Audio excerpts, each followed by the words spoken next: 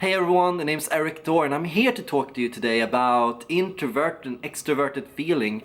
People are either driven by harmony or authenticity. This is often said in the MBTI and the Jungian community. And what are the differences, and are these two opposed to one another? Because I think a lot of the MBTI community is in agreement that they are opposed, that they often cause a lot of conflict and tension in social groups and social settings.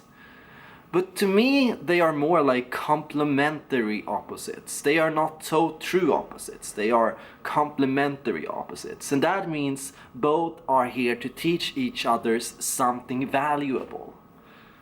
Now, both have to be ready to listen and hear each one out. And both have to have a growth mindset for this process to work. But both can help each others. And how? How can they help each others? Well, first you have to consider that somebody who is driven by authenticity does want harmony, but only secondly.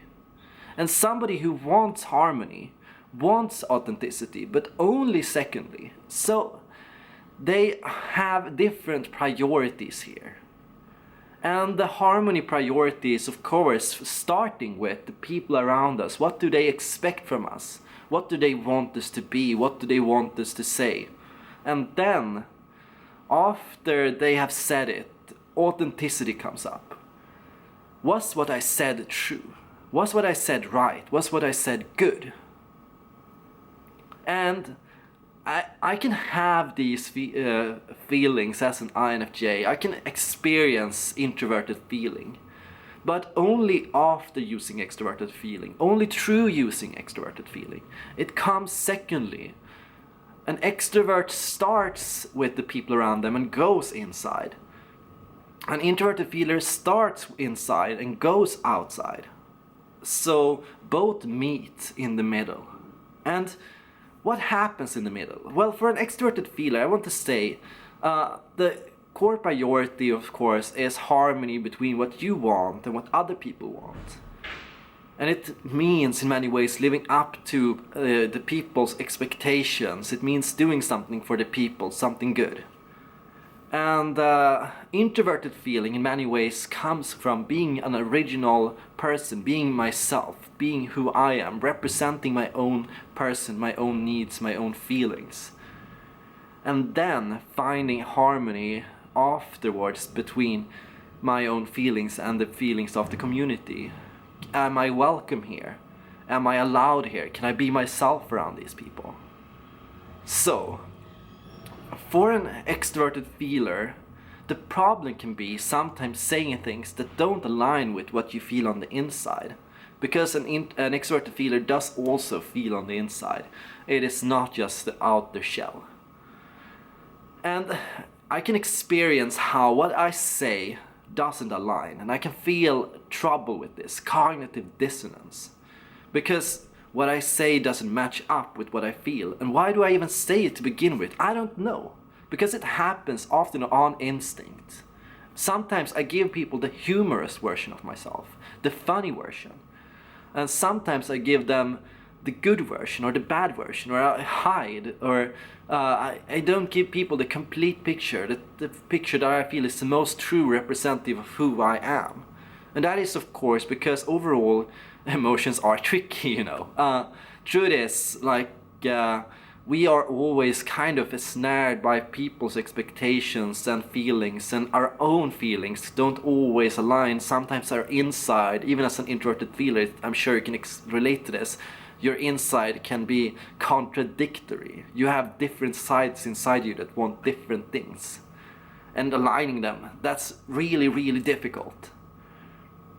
And knowing which side is the real one. Like, how do I know which side is the real one? For an extroverted feeler, I can feel when I say something that I realize afterwards isn't true. Can I take it back? Can I go, oh sorry, but this is the real me? Sometimes that can be a hard thing to do, because you can kind of lose face in doing so. You can experience shame. in doing so, because somehow you have revealed to people that you have lied, you have said something which isn't true, and can I even trust what you said? But when somebody asks you, is that really true? Do you really mean that? That is such a relief for a harmony type. That is such a relief, because you can finally tell people the truth. Like, you can go, no, to be honest, like, this is how I feel. And that is like how you find kind of harmony, how you relieve your cognitive dissonance. But of course, you have to be aware of it. And sometimes if you refuse to be aware of it, that is when you can cause conflict between these two functions. If you refuse, when called out on something, to accept that you have shown dissonance, because sometimes maybe you have been so outward, so caught up in everything that you completely lost touch with yourself, or you don't even think about it. That is when conflict can emerge. But overall, the meeting between these two is positive. Even an introverted feeler might say, oh, these people help bring me out, they help allow me to express myself. An introverted feeler can feel relieved around harmony types, because in harmony environments that are positive, of course, healthy, you feel like you can be yourself, because they can be themselves, they can do whatever, they can be showmen, they can be very passionate and like very expressive with themselves. So you can be a little as well, you can be a little caught up in that. And I feel like I've heard most INFPs speak very positive about this. They love when this happens. So we should move away from the idea that they are opposed and bad for each other, because no, they're not. They're good for each other, and every function has a lesson to teach at the other functions. Every different way of being has a lesson to teach you.